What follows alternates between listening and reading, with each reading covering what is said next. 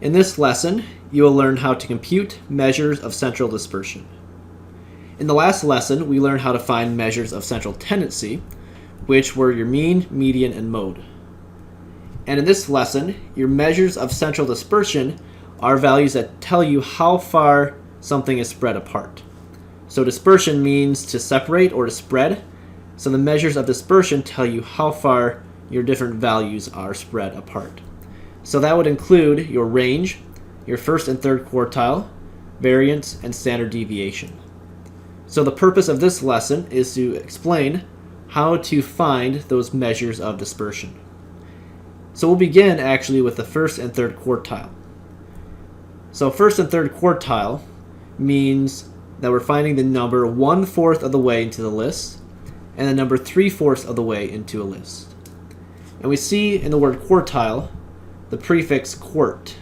Quart means 4 or 1/4, and so the first quartile is 1/4, third quartile is 3/4.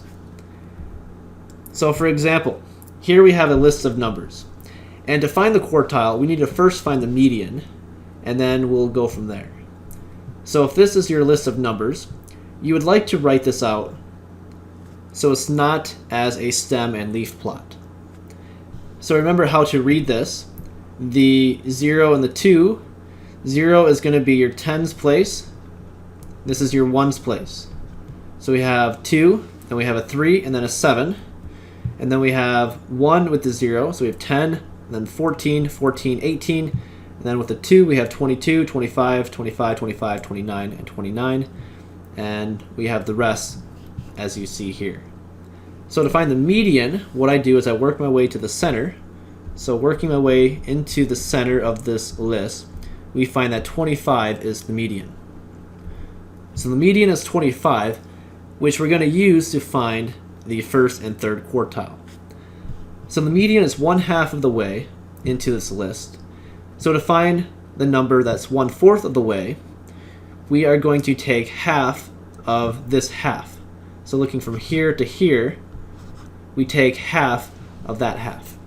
So basically we're finding the median again, only with that set of numbers. So we said the median was 25. So looking at this set of numbers from 2 to 25, we work our way to the center to find the median over here. So when I do that, I find that 14 is going to be the median of this left side. So 14 would be considered our first quartile. That is 1/4 of the way into this list of numbers. And then 25, the median, is 1/2 of the way. And then to find the third quartile, I do the same thing, but now I'm going to find the median of the second half. And we are going to include, once again, this 25. So for the first quartile, we included the 25. For the third quartile, we also include this 25. We work our way to the center. We find that the median of this side is 34. So 34 would be your third quartile. So that is all we do to find the first and third quartile. But the question is going to be now, what if you have a different set of numbers where when you find the median, we are going to have now 2 numbers here in the center? Well, what we do is the median is going to be the average of 76 and 80, which would be 78.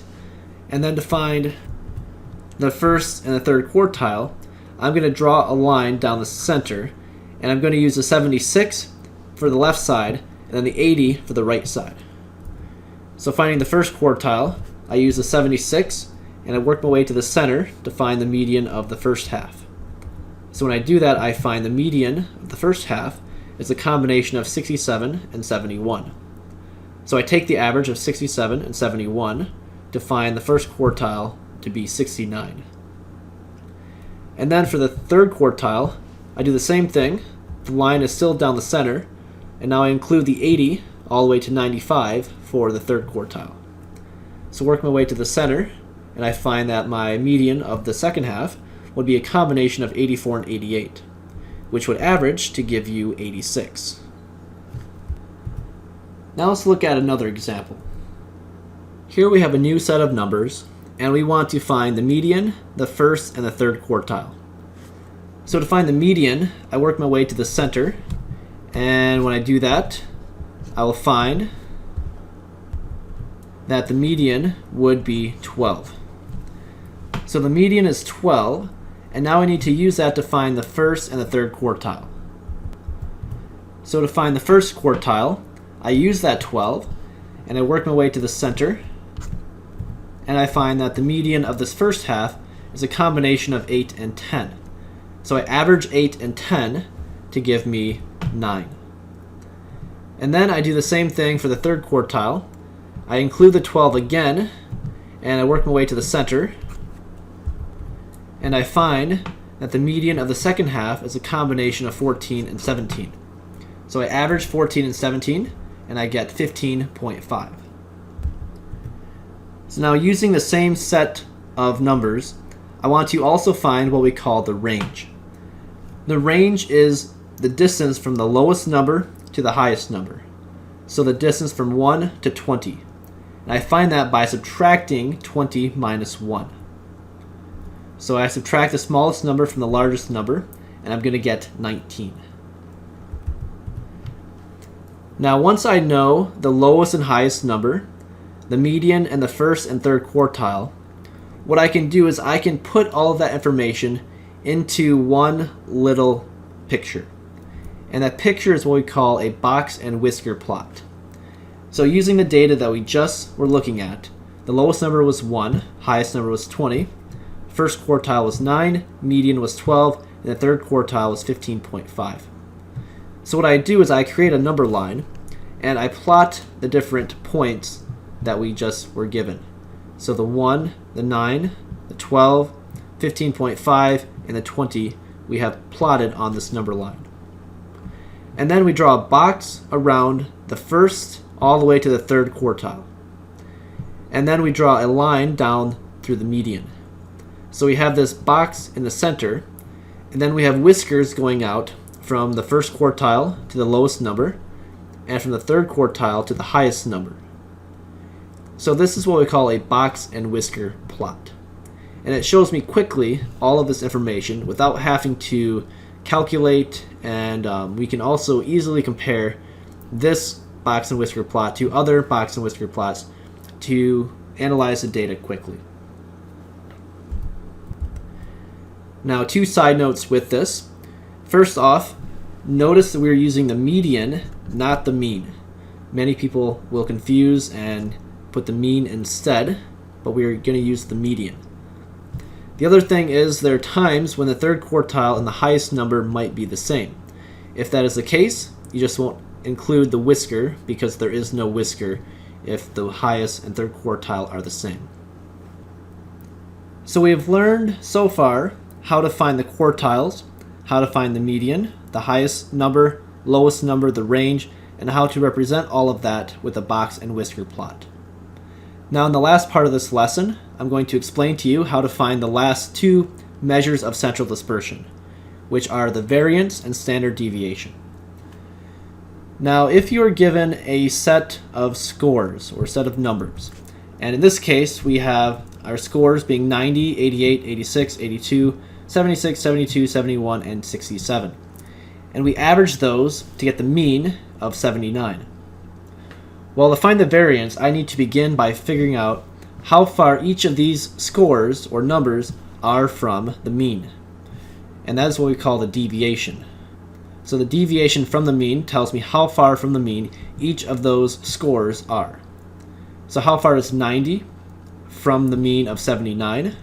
Well, I take 90 minus 79, and that's going to give me 11. And that's where this 11 comes from.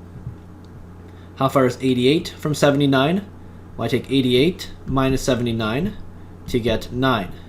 And that is the deviation from the mean of the number 88. Do the same thing for each of these. I subtract 86 by 79, and I'm going to get 7. And then look down here at the bottom one, 67 minus 79 would be a negative 12. But deviation is the distance from the mean, so we just make that positive.